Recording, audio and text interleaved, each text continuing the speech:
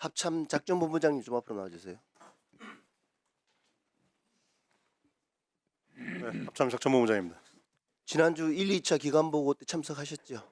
예, 1차 때 참석했습니다. 아 그래요.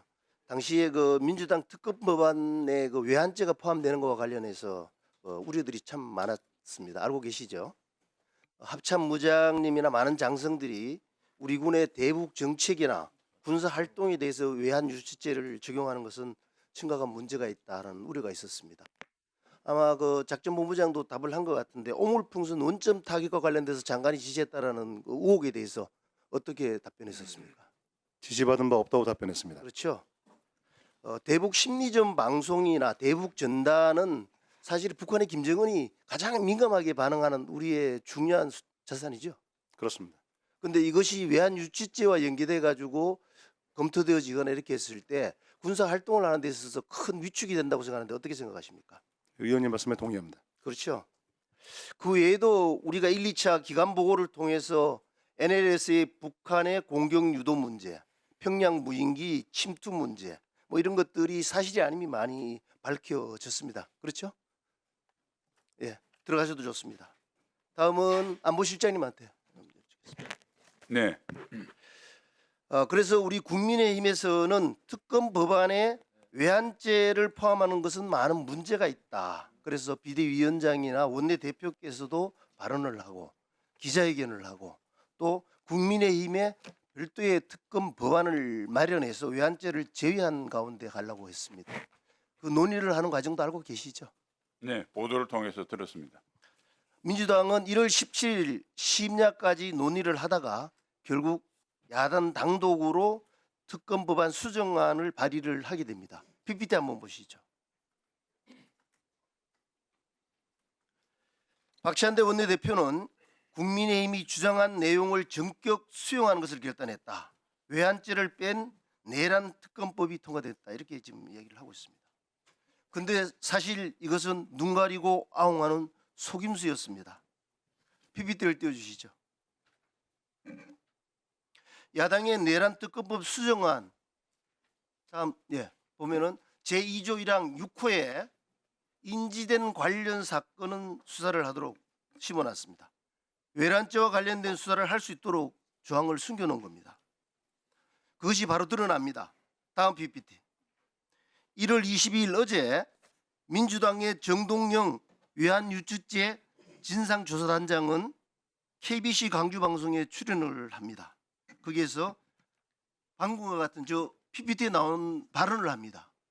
외환죄를 포함해서 인지된 수사 부분이 들어가 있고 전쟁을 유발해서라도 비상계엄의 명분을 만들어야겠다고 시도된 증거가 나오면 외환죄를 추가 기소하겠다라고 이야기를 하고 있습니다. 그것이 바로 특검을 하는 이유라고도 이야기를 했습니다.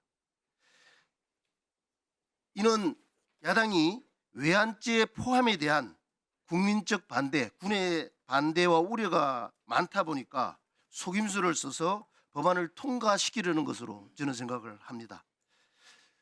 대통령 권한 대행이 이제 본회의를 통과했기 때문에 제2요구를 고민을 해야 되는 과정에서 고민하게 만들고 또 제2요구가 왔을 때 국민의힘 의원들에게 또 고민해서 갈라치게 하려는 아주 얄팍한 속임수라고 생각을 합니다. 특검법에서 외환죄를 물어서 우리 군의 대북 정책이나 군사 활동에 대해서 족쇄를 채운다면은 이걸 제일 좋아하는 사람이 누구라고 생각합니까? 네, 북한이라고 생각합니다. 그렇죠.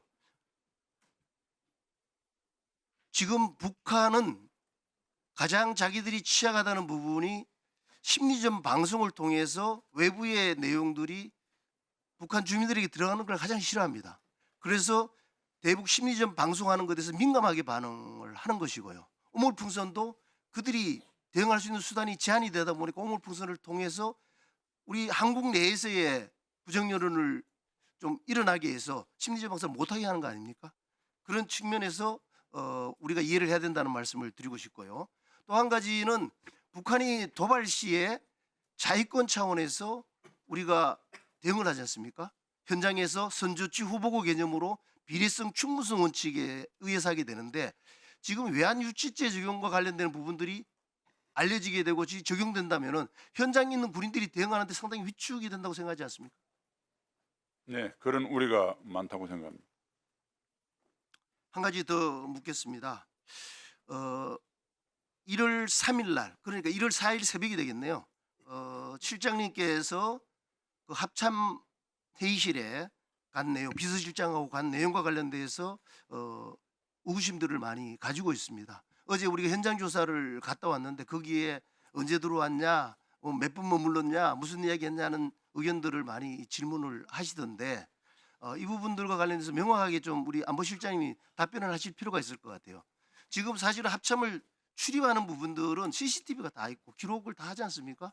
그럼 언제 들어오셔가지고 언제 나간지만 본다면은 상당 부분이 좀 해소될 수 있을 것 같은데 어떻게 생각하십니까? 한번 말씀을 하시죠. 예, 저도 뭐 정확한 시간은 보지 못했는데 이제 공조본 조사를 받으면서 수사관이 그 기록을 제시를 해줬습니다. 그러니까 비실장하고 제가 합참에 들어간 시간이 01시 46분, 대통령님을 모시고 나온 게 01시 49분입니다. 즉 합참 전체 머무는 시간이 3분이었습니다. 결심지원실은 1분 남짓입니다. 결심지원실에 들어가서 비서장께서 대통령께 복귀를 하는 게 좋겠다 하니까 대통령이 바로 승인하셨고 제가 잠깐 밖에 나가서 기다리겠다 해서 결심지원실 밖에서 1, 2분 기다리다가 대통령이 나오셔서 복귀한 게 전부입니다. 그것은 정확하게 CCTV 기록에 나와 있으니까 이론의 여지가 없다고 생각합니다. 관련 내용을 공조본에서도 다 조사를 받았습니까? 네, 수사관이 수사 과정에서 저한테 알려주고 제가 인지하게 됐습니다. 아마 이 방송도 수사관들이 보리라고 생각합니다. 예, 잘 알겠습니다. 이상입니다.